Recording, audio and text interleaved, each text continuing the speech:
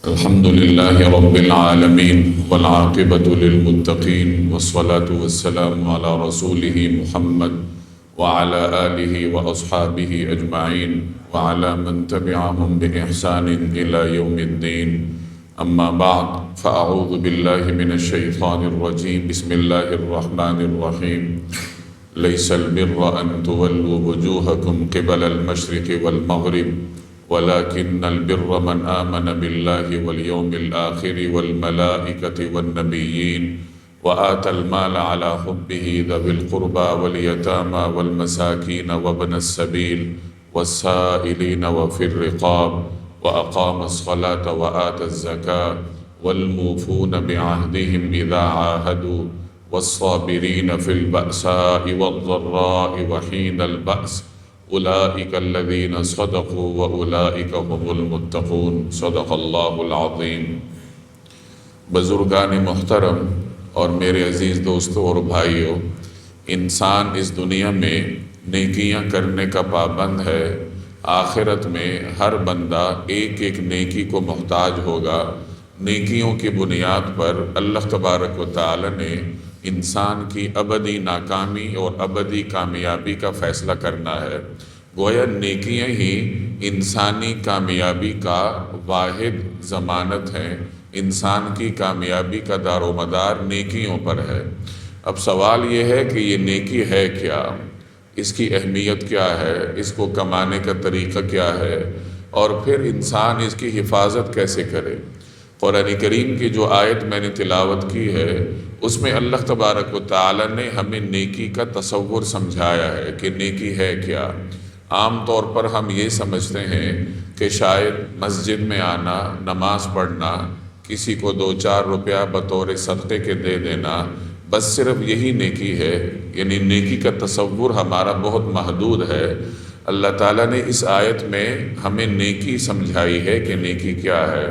چنانچہ فرمایا لیس البر ان تولوا وجوہکم قبل المشرق والمغرب، کہ مشرق اور مغرب کی طرف رخ کر لینا نیکی صرف اسی کا نام نہیں ہے.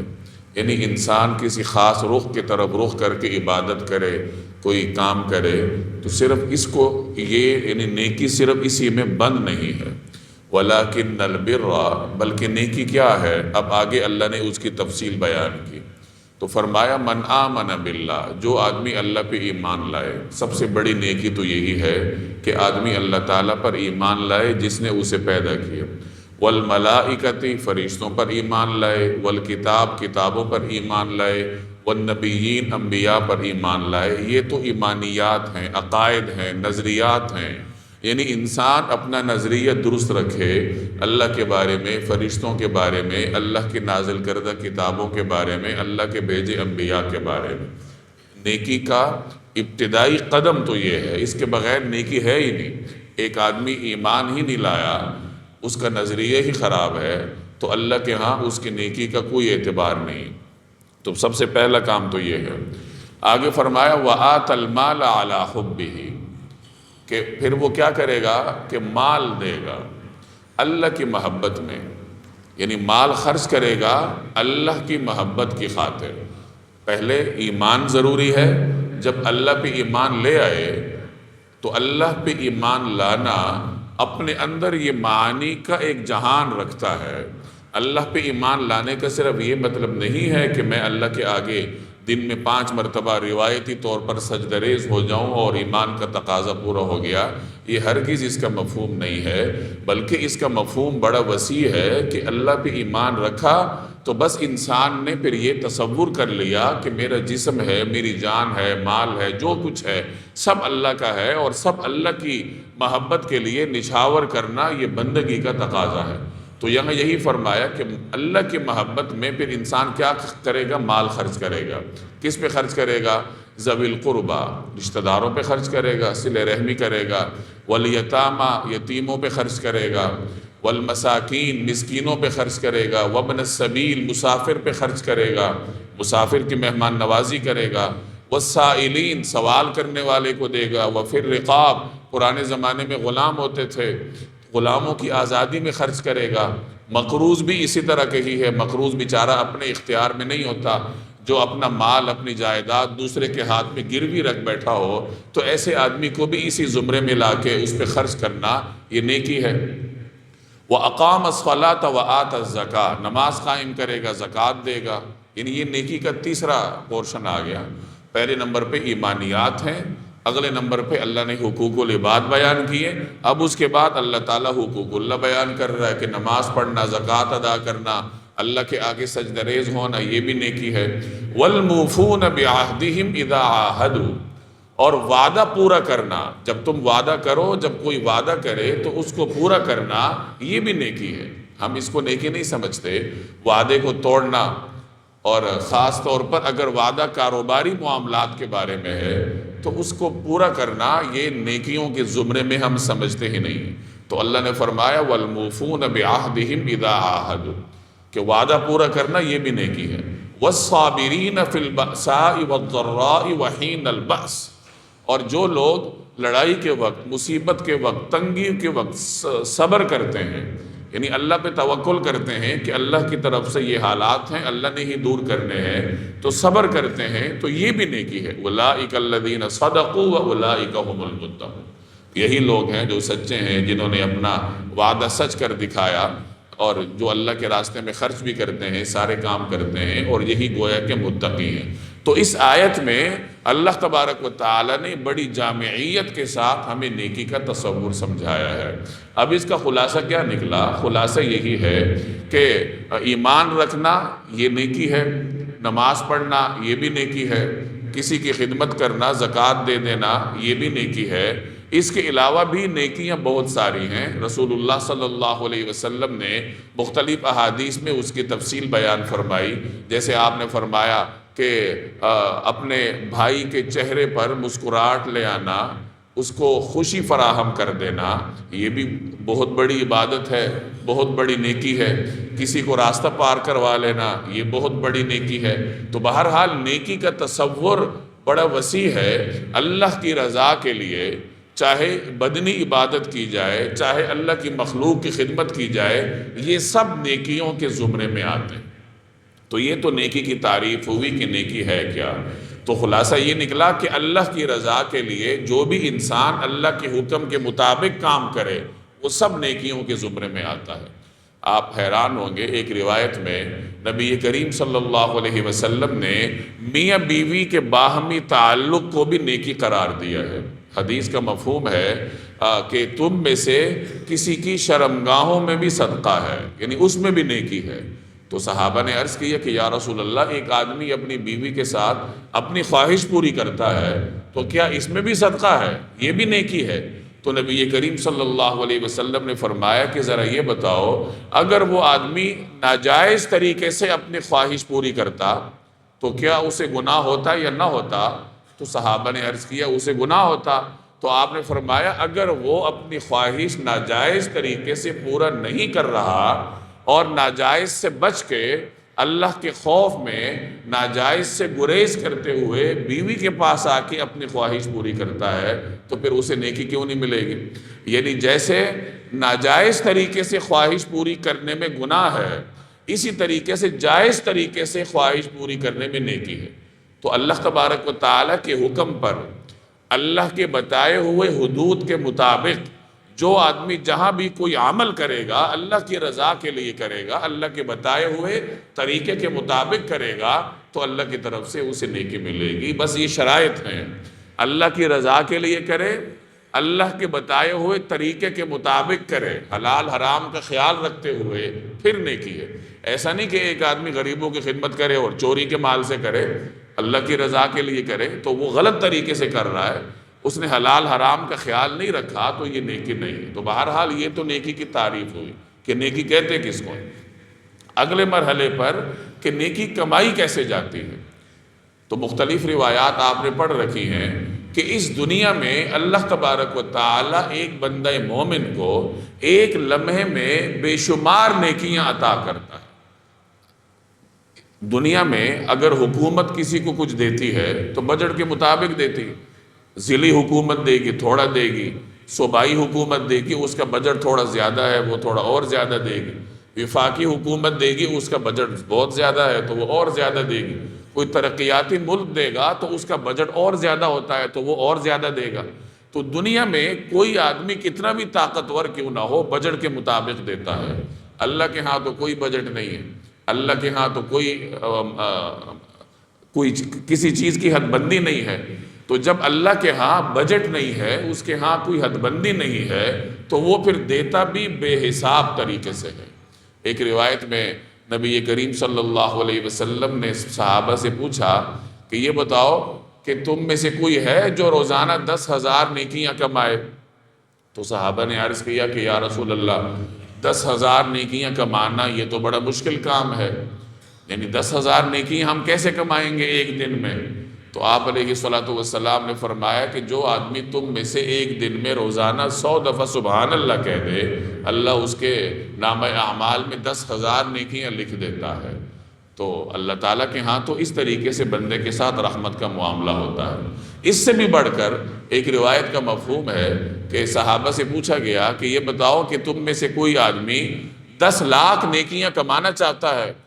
تو عرض کیا گیا کہ ارشاد فرمائیے کہ 10 لاکھ نیکیاں کیسے کمائی جاتی؟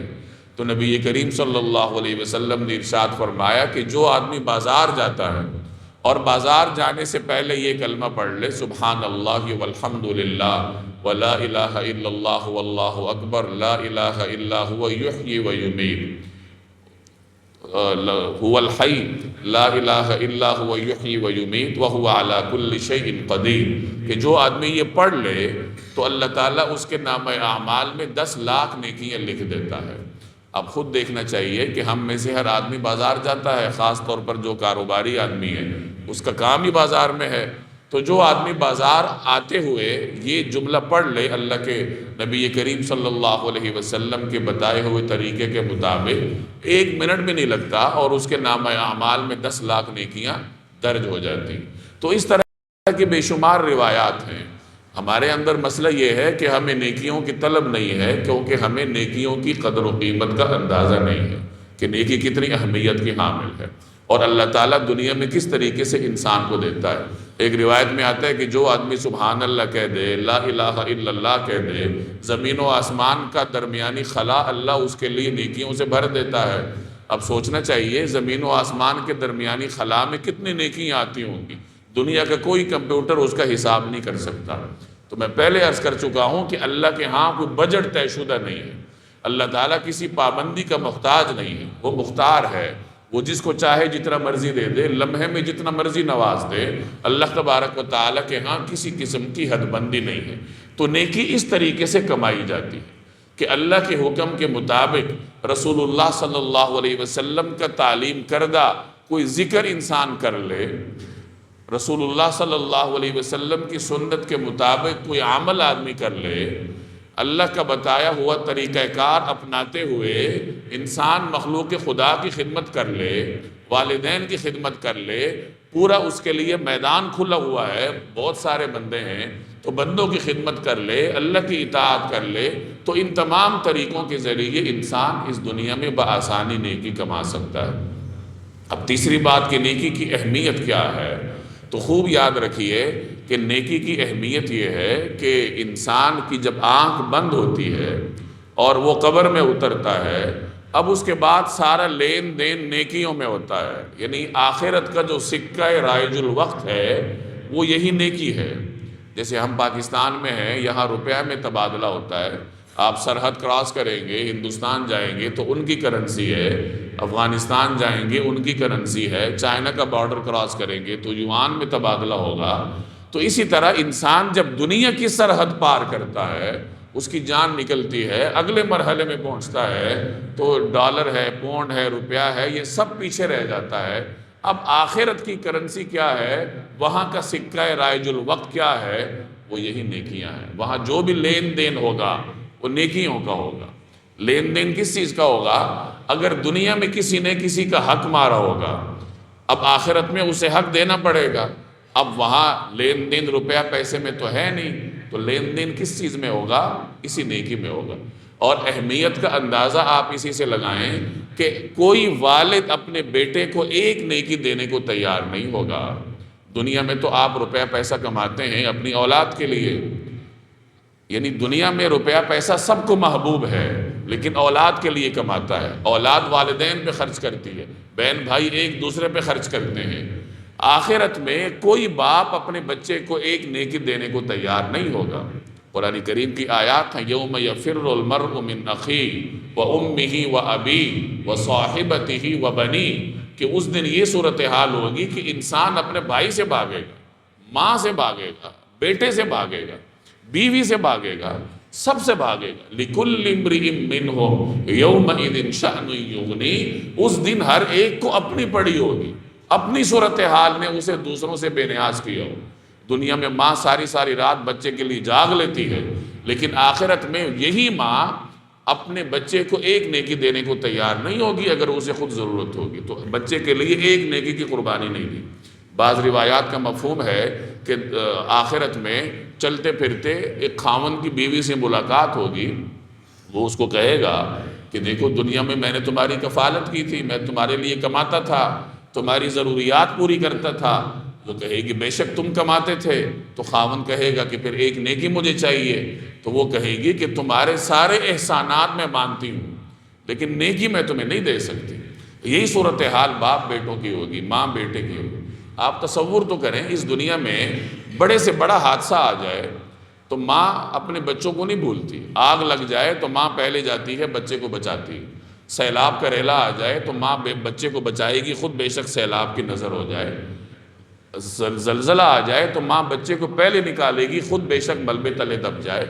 آخرت میں کتنا دہشتناک منظر ہوگا کہ یہی ماں جو دنیا میں اپنے بچے کے لیے اپنی جان پر کھیلنے سے دریغ نہیں کرتی تھی، آخرت میں ایک نیکی دینے کو تیار نہیں ہوگی، بے شک بیٹا جہنم کا لقمہ بن جائے۔ تو سوچنا چاہیے نا اس بات پہ کہ سب والدین ہیں، سب کو اللہ نے اولاد دے رکھی ہے، اور ہم سب کی دنیاوی جد و جہد کا مرکز کیا ہے؟ ہماری اولاد ہوتی ہے، لیکن اسی اولاد کو قیامت کے دن ایک نیکی دینے کو کوئی تیار نہیں ہوگا، والدین تیار نہیں ہوں گے۔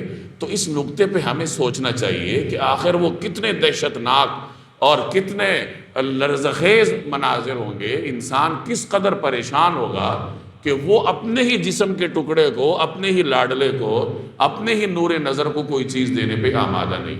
تو یہ نیکی کی اہمیت ہے، میں یہی بات عرض کرنے کی کوشش کر رہا ہوں کہ دنیا میں روپے پیسے کی جو اہمیت ہے سو ہے، اپنی جگہ ہے، لیکن آخرت میں اگر نیکیوں کی اہمیت کو آپ دیکھ لیں تو دنیا میں روپے پیسے کی اہمیت بہت پیچھے چلی جاتی ہے۔ یہاں تو آپ روپے پیسہ کسی کو بھی دینے کو تیار ہیں، وہاں آپ ایک نیکی کسی کو دینے کو تیار نہیں ہوں گے۔ اب آخری بات یہ ہے کہ نیکیوں کی حفاظت کرنی پڑتی ہے۔ یہ نیکیاں آپ نے کما لی، نیکی آپ نے سمجھ لی کہ نیکی ہے کیا، اس کا طریقہ کار جان لیا اور پھر کما بھی لی۔ اب آخری درجہ یہ ہے کہ اب اس کی حفاظت کرنی ہے۔ رمضان میں مسلمان نیکیاں کماتا ہے، روزہ رکھتا ہے، صدقہ خیرات کرتا ہے، دوسروں کو افطاریاں کرواتا ہے، سحریاں کرواتا ہے، تراویح پڑھتا ہے، ہر ممکن طریقے سے نیکیاں جمع کرتا ہے۔ اب اگلا جو مرحلہ ہے وہ نیکیوں کی حفاظت کا ہے کہ نیکیوں کی حفاظت بھی کرنی ہے نا، کہیں نیکیاں ضائع نہ ہو جائیں۔ سب سے بدترین انسان وہ ہوتا ہے جو نیکیاں کمانے کے بعد بھی آخرت میں محروم ہوتا ہے۔ نبی کریم صلی اللہ علیہ وسلم کی ایک روایت کا مفہوم ہے، صحیح مسلم کی روایت ہے۔ ایک مرتبہ آپ نے صحابہ سے پوچھا کہ ذرا بتاؤ مفلس کون ہوتا ہے؟ ڈیفالٹر کو عربی میں مفلس کہتے ہیں، کہ بتاؤ مفلس کون ہوتا ہے؟ تو صحابہ نے عرض کیا کہ جس کے پاس نہ کوئی درہم ہے نہ کوئی دینار ہے، یعنی جس کے پاس پیسے نہ ہو، قرض واپس کرنے کے قابل نہ ہو، تو وہ مفلس ہے۔ ہمارے ہاں بھی عدالت اسے ڈیفالٹر قرار دیتی تھی، قرض خواہوں سے کہتی ہے کہ اس کے پلے ہے ہی کچھ نہیں، تو تمہیں کیا چاہیے، بس ختم بات۔ تو مفلس وہ ہے۔ تو رسول اللہ صلی اللہ علیہ وسلم نے حقیقی مفلس کا تصور سمجھانے کے لیے قیامت کا ایک منظر بیان فرمایا۔ آپ نے فرمایا کہ قیامت کا منظر ہوگا، ایک آدمی اللہ کی بارگاہ میں آئے گا، صورتحال یہ ہوگی کہ اس نے بڑی عبادات کی ہوں گی دنیا میں، نمازیں، صدقہ خیرات، روزہ، تمام عبادات اس نے کی ہیں، نیکیوں کا پہاڑ لے کر آیا ہے، اتنی نیکیاں اس کے پاس، لیکن دوسری طرف اس نے لوگوں کے حق مارے ہوں، یعنی اس نے نیکیوں کی حفاظت نہیں کی ہوگی، کمائی تو ہے، حفاظت نہیں کی، لوگوں کا حق مارا ہوگا، اب ایک آدمی آئے گا کہ یا اللہ اس نے مجھے گالی دی تھی، اپنا حق مانگے گا۔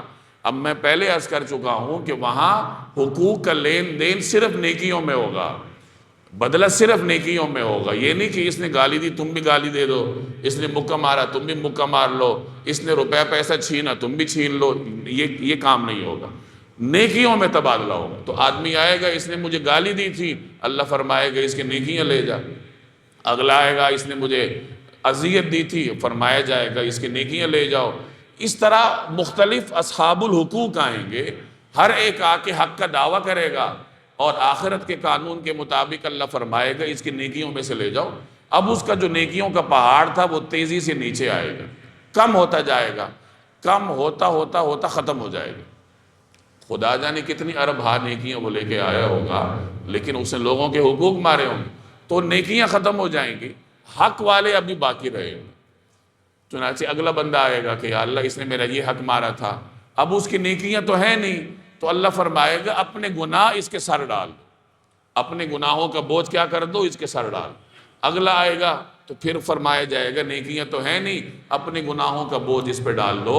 یعنی اب اس کا جو نامہ اعمال ہے وہ منفی میں چلنا شروع ہو جائے گا، اور پھر آخر میں اللہ فرمائے گا فرشتوں سے کہ اسے لے جاؤ جہنم میں ڈالو۔ یہ منظر بیان کرنے کے بعد آپ علیہ الصلوۃ والسلام نے فرمایا کہ دیکھو حقیقی مفلس یہ آدمی ہے جو اتنی ساری نیکیوں کے باوجود جہنم کا ایندھن بن گیا۔ تو یہ صورتحال ہے کہ نیکیوں کی حفاظت کرنی پڑتی ہے۔ اگر نیکیوں کی حفاظت نہیں کی تو پھر یہ نیکی انسان کو بچا نہیں سکتی۔ اور اسی حدیث سے آپ نے یہ بھی سمجھ لیا ہوگا کہ نیکی کی حفاظت کا مطلب یہ ہے کہ کسی کا حق نہ مارا جائے، کسی کو تکلیف نہ دی جائے۔ قرآن کریم میں جگہ جگہ ہمیں اللہ کہتا ہے کہ دیکھو اعمال ضائع کرنے سے بچو، اعمال ضائع کرنے والی سب سے بڑی چیز شرک ہے۔ دوسرے نمبر پر جناب رسول اللہ صلی اللہ علیہ وسلم کی شان اقدس میں آپ علیہ الصلوۃ والسلام کا جو ادب اور احترام کا معیار اللہ نے طے کیا ہے اس میں کمی ہے۔ اس میں بھی اللہ نے فرمایا ان تحبط اعمالکم وانتم لا تشعرون، تمہارے سارے اعمال لمحے بھر میں ختم ہو جائیں گے، تمہیں شعور بھی نہیں ہوگا۔ مدینہ منورہ جانے والے کو ذرا سوچنا چاہیے کہ کہیں ایسا نہ ہو کہ کچھ کمانے کی بجائے جو پلے ہے وہ بھی گنوا کے آ جاؤ، آداب میں کمی کر کے۔ مدینہ طیبہ ایسی جگہ ہے کہ وہاں ایک ایک لمحہ انسان کو جاگ کے گزارنا پڑتا ہے، خوف میں گزارنا پڑتا ہے کہ مجھ سے کوئی بے ادبی نہ ہو جائے۔ مکہ مکرمہ میں معاملہ اللہ کے ساتھ ہوتا ہے، مدینہ طیبہ میں جناب رسول اللہ صلی اللہ علیہ وسلم کے آداب کا خیال کرنا پڑتا ہے۔ مسلمان بے دریغ جاتا ہے، سیلفیاں بناتا ہے، سارا کچھ کرتا ہے، اسے ڈرنا چاہیے کہ بجائے اس کے کہ میں کچھ لے کے آؤں، جو پلے ہے وہ بھی جاتا نہ رہے۔ اگر نبی کریم صلی اللہ علیہ وسلم کے ادب میں ذرہ برابر کمی ہوگی، وہ ادب جو اللہ نے مقرر کیا ہے، تو یہ بھی نیکیاں ضائع ہونے کی ایک بڑی وجہ ہے کہ مسلمان دربار رسالت کے آداب کا خیال نہیں کر پاتا۔ اسی طریقے سے لوگوں کے حقوق ہیں، جیسے اسی روایت میں آپ کے سامنے آیا، کسی کو اذیت دی، کسی کو تنگ کیا۔ اب ادھر ہی ہم جمعے کی نماز میں موجود ہیں، جب یہاں سے ہم جمعے کی نماز پڑھ کے نیکی کما رہے ہیں، اب یہاں سے نکلیں گے تو جوتے پہننے میں ایک کو دھکا مار، دوسرے کو دھکا مار، باہر نکلنے میں، یہی ہم مسلمانوں کا وتیرہ ہے نا۔ تو مسلمان مسجد سے نکلنے سے پہلے ہی نیکیاں گنوا کے نکلتا ہے، کسی کو اذیت دی، کسی کے پاؤں پہ پاؤں رکھ دیا، کسی سے آگے نکلنے کے چکر میں اسے دھکا مارا۔ ہم مسلمانوں کے یہی کرتوت ہیں کہ ادھر نیکی کمائی اور مسجد سے نکلنے سے پہلے کیا کر دی، ضائع کر دی مسلمان بھائی کے حقوق مار کے۔ یہ تو بہت چھوٹی مثال ہے، آگے آپ خود سمجھ سکتے ہیں کہ باہر ہم کیا کرتے پھرتے ہیں۔ پڑوسی ہماری وجہ سے سو نہیں سکتا، یہ جو ارد گرد آپ کو فیکٹریوں کی چمنیاں نظر آ رہی ہیں، ان کے مالکان کو خدا کا خوف کرنا چاہیے کہ ایک دنیا جہان ان کی وجہ سے پریشان ہے۔ اب یہ صدقے بھی دیتے ہوں گے، خیرات بھی کرتے ہوں گے، بڑے خوش ہوتے ہوں گے کہ ہم صدقہ خیرات کر رہے ہیں، لیکن یہ پورا ماحول ان کی وجہ سے پریشان ہے۔ یہ دہشت گرد ہے نا۔ دہشت گرد صرف گولی سے تو نہیں ہوتی نا، آلودگی پھیلا کے لوگوں کو امراض کا شکار کر کے، یہ بھی تو دہشت گردی۔ تو یہ سارے دہشت گرد ہیں ہمارے ارد گرد جو آپ کو فیکٹری آنرز کی شکل میں نظر آ رہا ہے۔ تو نیکیوں کی حفاظت کرنی پڑتی ہے، یہی میں عرض کر رہا ہوں کہ رمضان میں نیکیاں تو ہم نے کما لی، اب آگے جو اللہ تبارک و تعالی نے ہمیں زندگی دے رکھی ہے تو اس میں نیکیوں کی حفاظت کرنی ہے، ورنہ میرے بھائی قیامت کے حالات بڑے ہی اندوہناک ہیں، ہمارے تصور سے بھی زیادہ اندوہناک۔ کسی کے ساتھ زیادتی نہ ہونے پائے، کسی کے ساتھ بھی زیادتی نہ ہونے پائے۔ ملازموں کی فوج رکھنا آسان ہے، لیکن ملازمین کے حقوق پورے کرنا بڑا مشکل کام۔ ایک صحابی نبی کریم صلی اللہ علیہ وسلم کی خدمت میں حاضر ہوئے اور درخواست کی، یا رسول اللہ میرے غلام ہیں، ملازم ہیں، میں انہیں سزا دیتا ہوں ان کی خیانتوں پر یا ان کی غلطیوں پر، تو میرے لیے کیا ہوگا؟ آپ علیہ الصلوۃ والسلام نے فرمایا کہ اگر ان کے جرم سے تمہاری سزا کم رہی تو اللہ ان سے تمہیں بدلہ دلوائے گا، اور اگر تمہاری سزا بڑھ گئی تو اللہ تعالیٰ تم سے ان کو بدلہ دلوائے۔ تو یہ صورتحال دیکھ کر وہ صحابی چیخنے لگا ادھری مجلس میں خوف کی وجہ سے کہ پھر میرا بنے گا کیا اگر مجھ سے ان کو بدلہ دلوایا جانے لگا۔ تو پھر اس نے کہا کہ یا رسول اللہ میرے لیے عافیت اسی میں ہے کہ میں ان سب غلاموں کو آزاد کر دیتا ہوں، عافیت اسی میں ہے۔ لوگ ملازموں کی فوج رکھ لیتے ہیں، پھر یہ سمجھتے ہیں کہ ہم ان کو تنخواہ دے کے ان پہ احسان کر رہے ہیں، حالانکہ اللہ تبارک و تعالیٰ نے آپ کے مال میں ان کا حق رکھا ہوتا ہے۔ آپ کو ایک آدمی لاہور سے فون کرے اور کہے فلاں آدمی کو کچھ دے دو، آپ اسے دے دیں، تو آپ اس پہ احسان کر رہے ہیں یا جس نے فون کیا اس پہ احسان کر رہے ہیں؟ جس نے آپ سے کہا، جس کے کہنے پہ آپ دے رہے ہیں، احسان تو اس پہ کر رہے ہیں۔ اب اگر کسی غریب کو، کسی مسکین کو آپ کچھ دے رہے ہیں تو اللہ کے کہنے پہ دے رہے ہیں نا، تو غریب کے ساتھ تو آپ کا معاملہ ہی کوئی نہیں ہے، آپ تو اللہ کے کہنے پہ دے رہے ہیں اور اللہ ہی سے آپ اجر کے امیدوار ہوتے ہیں۔ تو بہرحال نیکیاں کمانی بھی چاہیے، لیکن اس سے اہم جو ہمارے لیے امتحان ہوتا ہے میرے بھائی، وہ نیکی کی حفاظت کا ہوتا ہے، اور اس امتحان میں میں اور آپ اکثر فیل ہو جاتے ہیں۔ اللہ نے ہمیں زندگی کی مہلت دے رکھی ہے، اپنا احتساب کر کے اپنے نیکیوں کی حفاظت کا بندوبست کرنا چاہیے۔ اللہ تبارک و تعالی مجھے اور آپ کو عمل کی توفیق عطا فرمائے۔